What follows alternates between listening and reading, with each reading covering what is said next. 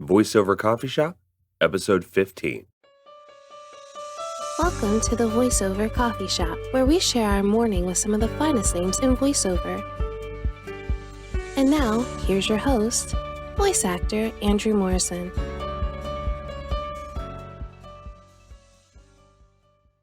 Hi there, my name is Andrew Morrison, and welcome to the Voiceover Coffee Shop, where we start our day with some of the finest names in voiceover. If you'd like to know more about me, feel free to visit my personal website at www.voicebard.com. In this episode, we have coffee with my dear friend, Morgan Berry. Morgan is a voiceover artist and singer, known for her work in My Hero Academia, Pokemon, Sword Art Online, Final Fantasy, Boardlands 3, Fairy Tale, and honestly, too many video games, anime, and web series to count. In this episode, we talk about how she got started in ADR dubbing, the differences between voiceover and stage acting, gaining exposure using social media, and the recording process for working on a Funimation production. Hey Morgan, how are you? Hi, I'm doing good. Good. So how do you take your coffee? Lots of cream and sugar. I like my coffee super sweet. So how did you get started in the voiceover industry? I've been acting for about 17 years now, and it all started with school theater and a local performing arts company. And then I stumbled into voiceover after winning a voice acting competition that was being judged by Todd Habercorn. So that's how I got my foot in the door with voiceover. Okay, did that transition you straight into ADR work? Yes, that was my first ever voiceover gig was in Fairy Tale. Okay. Yeah, one of my favorite anime shows. Okay, so when you were familiar with acting, so how did the onstage acting versus the voiceover acting, what were some of the major differences in that? Well, there's a major difference because with on stage and on camera, you have the costumes, the lighting, you have everything. You can see it all, the whole set is in front of you and it creates that picture. It paints it for you. But in voiceover, there are some gigs where you don't even get to see any art of the characters, Right. nothing. Sometimes you're just given a script, no pictures, nothing. So you're not really given as much. You have to paint the picture yourself, basically. And you have to rely all on your vocal cords instead of your facial expressions and your body language. Now you have to channel all of that into your voice. And sometimes that's a little difficult to translate. And so a lot of the times when I'm in a booth, I find that physicality is very important to channel certain emotions, certain actions that the character might be doing in the scene. And of course, one of the simpler examples of that would be smiling. Because we can hear when you're smiling through a mic, we can hear it.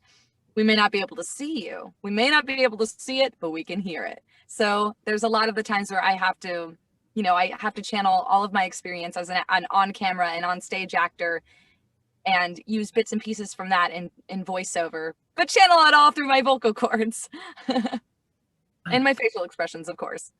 Right. So you've done a lot of different roles. What were like some of the roles that kind of resonated with you a little bit more, where you just saw the script and you're like, oh no, this is me. This is my character. Ooh, there's been a few like that. Oh my goodness. Okay, so this one is really close to my heart. Kasei-san and Morning Glories. I voiced for Kasei-san. Gotcha. And that show, Kasei-san and Morning Glories, is about two girls who fall in love and they're in a relationship, and it's so cute. And it reminded me of a past relationship at the time, and oh my gosh, there was just so many similarities with the characters and myself and the person I was dating at the time. And so it was just really, it hit home for me. And I was every scene, I was like, oh my gosh, it's me. And I have never related to a character more than Kasei-san. So that was pretty cool. Gotcha. So when you see a character, when you do kind of just get a couple of descriptors, and because in ADR work, it's very very technical work, but you can kind of see what the character looks like on the screen. But when they're working with video games, generally, at least in my case, I only see like concept art and things of that nature. So, what are some of your character development processes like? Um, Honestly, I just do whatever the director tells me to do. Um, I guess I don't really have a process for myself personally, to get into character, but I mean, I don't know. I take a deep breath and I just channel that character, and I don't know how to really describe it other than that. Okay, so then going into your coaching, what are some of the fundamentals of what you teach when you're teaching voiceover?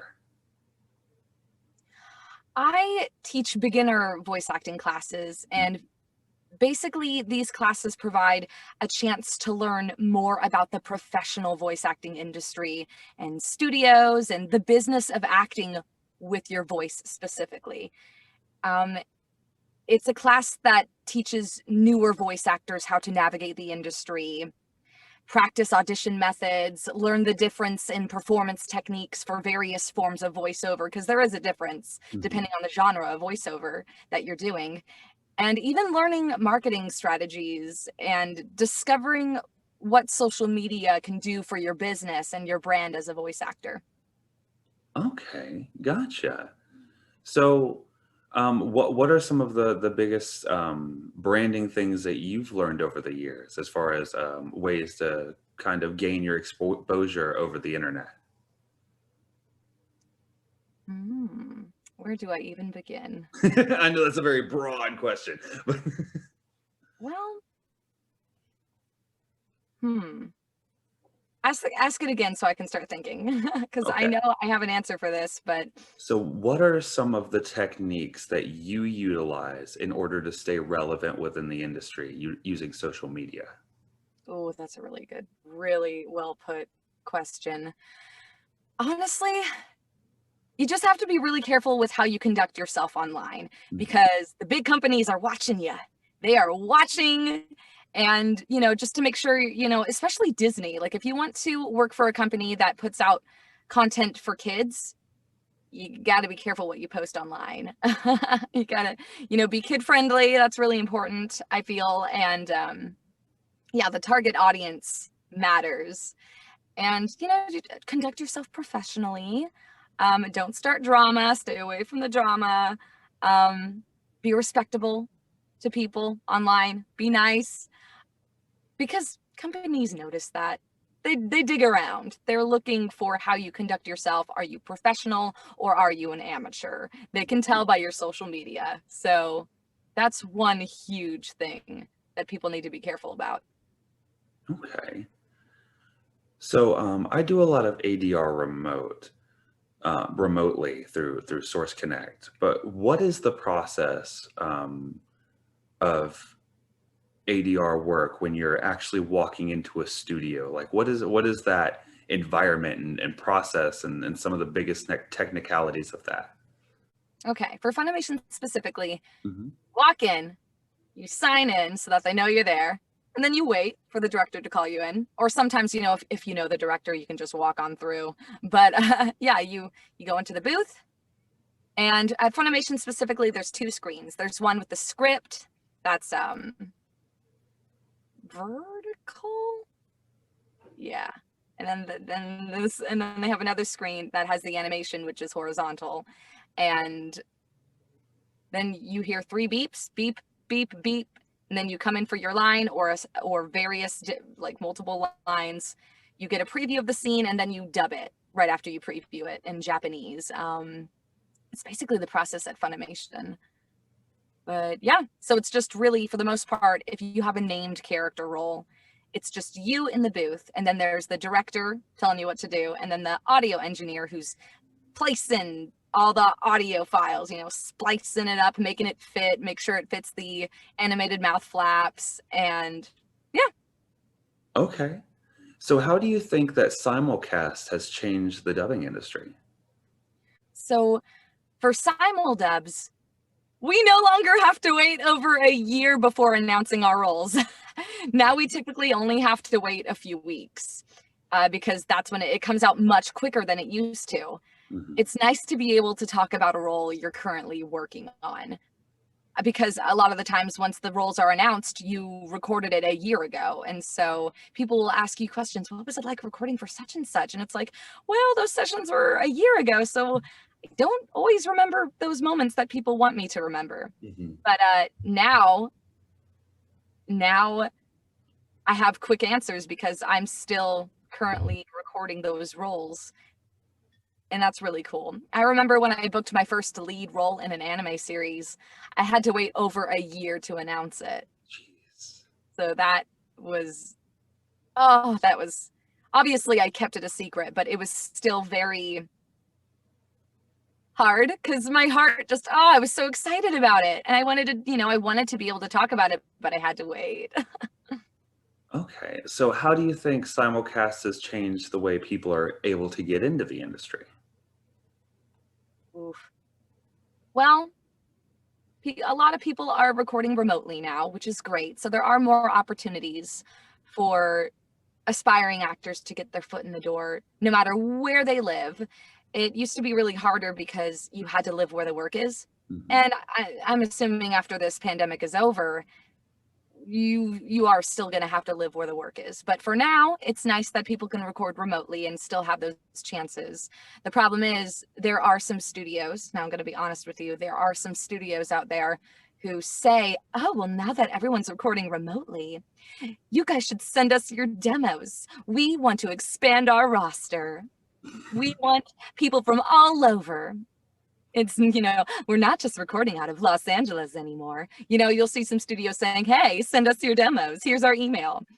Turns out some of those were just marketing ploys. They're not really going to give people opportunities. They just want attention. So that sucks. So that is definitely a thing. There are some studios that just want attention and they're like, oh, look at us being inclusive. Look at us. Ooh, look at us. But they're really just trying to overcompensate for their lack of diversity over the years. And yeah, so just be careful. There are some studios that, they like to pretend like they're helping you out, but they're not. Gotcha. Okay. So focusing more on ADR, what are some of the most difficult technical aspects of recording ADR for you? Matching those mouth flaps. Because here's the thing, sometimes I deliver a read, I deliver a performance that is just so spot on, and the director's like, yes, that's the one, that's the take, beautiful, perfect. And then the audio engineer will speak up and be like, yeah, it was great, but the first sentence needs to be quicker, the second sentence needs to be slower, this third sentence needs to be such and such, and then we need to add a hitch here because there's a slight pause in the animation. And you have to remember all of that in one go. You have to be able to do it again with all that in mind. It's man, sometimes you could be an incredible actor, you could be a phenomenal performer, and you could give a beautiful read, just the perfect take.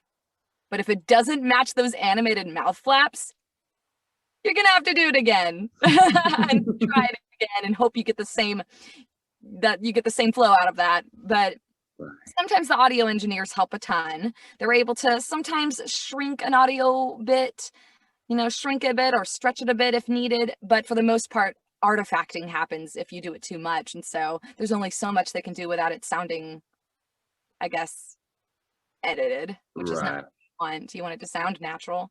So there are some times where we have to keep changing the script, like, oh no, we need to add a syllable, oh now we need to take away a syllable, what happened here? There are moments like that in the booth, but for the most part, just gotta do your best as a performer, take direction well, and pray to God that it matches the flaps. So what do you do to kind of practice those technical parts of it? Because my technique is I will watch a commercial and then I'll pause, and then I'll rewind the commercial, and then I'll pause it, and then I'll try to almost ad lib it to match it. Do you kind of have a little practice thing that you do at home to kind of work on your ADR abilities? In all honesty, no. I just learned from experience. The more I dub professionally, the better I get at it. And I am fortunate enough that I've gotten enough, that I continue to get enough dubbing work that I haven't gotten rusty.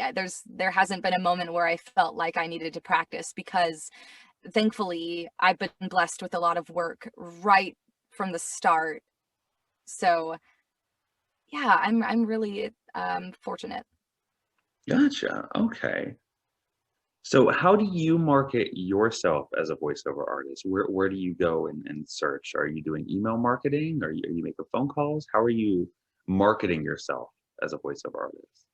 I feel like sending out a ton of emails sometimes can, kind of have to be careful sometimes. There are some studios that do not like that, and you definitely don't want to ruffle their feathers. Mhm. So the thing is, in the commercial world, there tends to be a lot of hard selling, a lot of hard sells. Like, you got to make the calls, you got to send out all the emails, but that doesn't work in every area of voiceover. Mhm.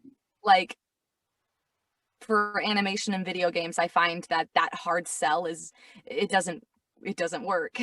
For commercials it might, but definitely not for animation. Um so honestly, I just, I got a voice demo produced, and I built up my resume, and that's when I started submitting to studios like in Los Angeles. Once I made the move to Los Angeles not too long ago, I decided, you know what? I feel like I have a good enough resume and some decent demos. I'm going to put my stuff out there and see what happens. But you do have to ask around, ask professionals and be like, "Hey, does so and so, does this studio accept cold submissions or no?" And I've gotten the response of, "Oh no, you need really big connections to get into there." Like, I've heard various different answers, and sometimes it works out and sometimes it doesn't.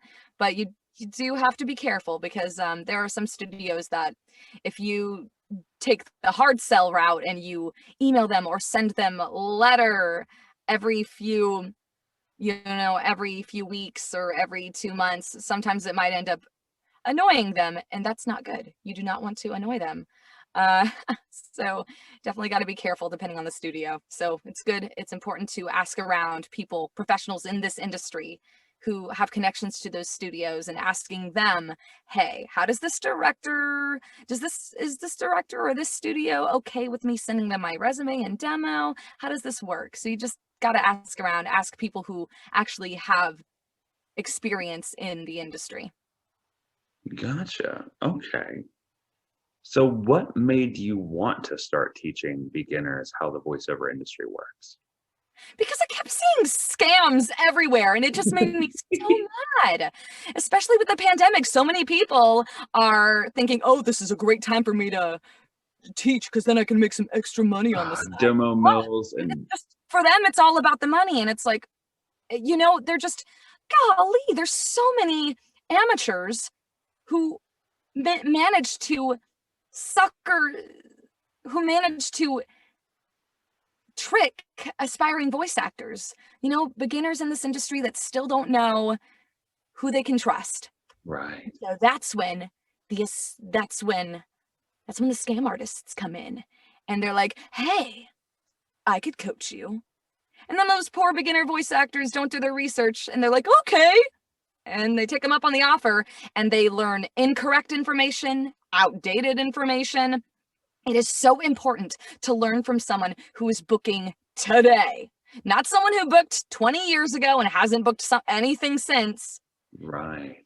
You got to learn from someone who is able to book today, because these industry trends are always changing. You don't want to learn outdated information from someone who is, sorry, a has-been.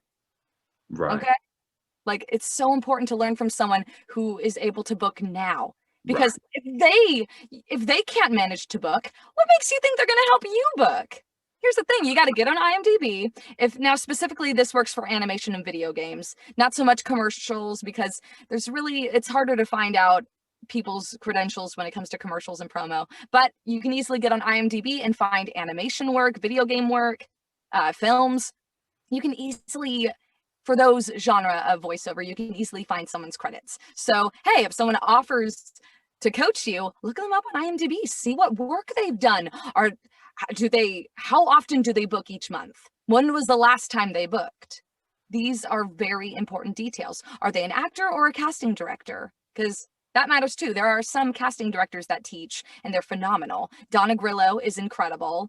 Learn from someone who is in this industry and is currently working. I think that is so, so important, because I've just been seeing too many scams online, and it just made me so mad that I was like, you know what?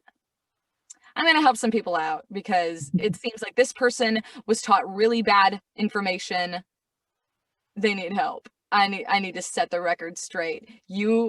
Oh my God, do not read your lines out of order. Why did he tell you that? I have no idea. Out of order? What do you mean?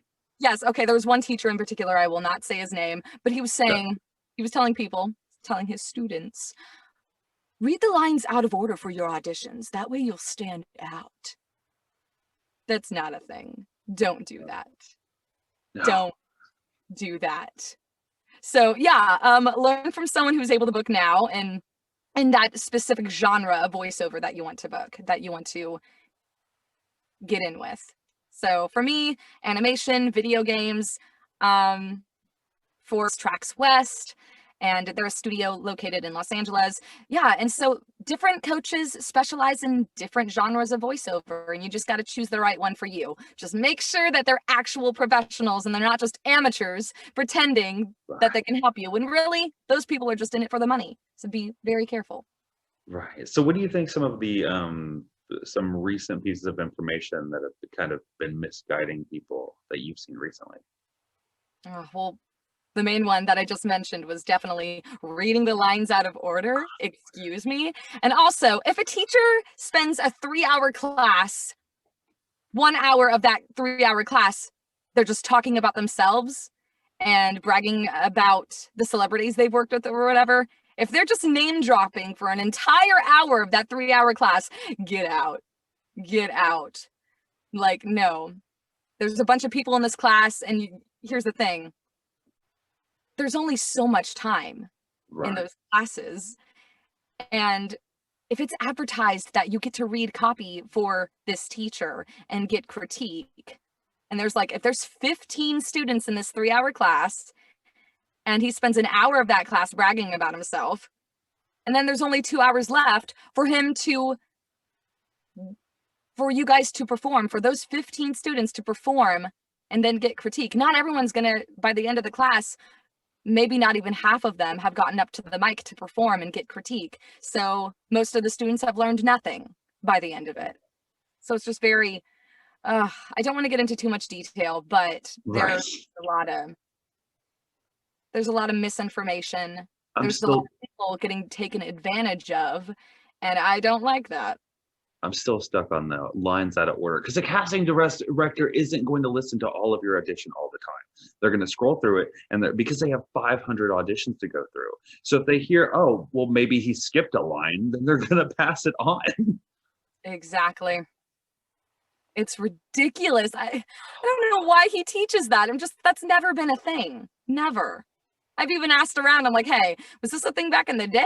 And it's just a trend that died out? Because and they're like, no, that's never been a thing.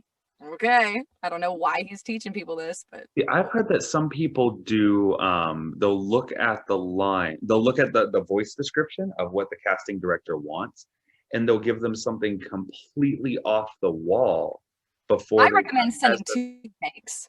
I always recommend, for your first take, do what the director says, do it exactly what you want. And then give a second take where you try something different, because here's the thing. These casting directors are listening to hundreds of auditions coming in, okay? And all of them probably sound the same, right? Mm-hmm. Same reads, same vocal type. Mm-hmm. But hey, if you give out a take 2, trying something a little different, it will stand out, and maybe they might prefer it. Maybe they realize, oh, that's the direction we want to take it. Brilliant. Let's bring this actor in. So it's always good to show them variety. Right, always. So if you were to write a letter to yourself before you had started in voiceover, when you were only in acting, before you had started, before your Todd Heppercorn audition award, I'll call it, what would that letter to yourself say? Be patient. You're not always going to accomplish your goals right away, and that's okay. Just focus on yourself and do the best you can. Your time will come. Just be patient. All right, thank you. I appreciate it. Thank you so much, Morgan. Hey, thank you. I really hope you enjoyed listening to Morgan talk about her experiences in the dubbing industry and some of the key factors that will help you stand out online as an actor. If you'd like to know more about Morgan, you can visit her at www.themorganberry.com. Thank you for listening, and I'll see you next time. Thank you for listening to the Voiceover Coffee Shop. For more information on guests, new episodes, and more, be sure to visit www.vocoffeeshop.com.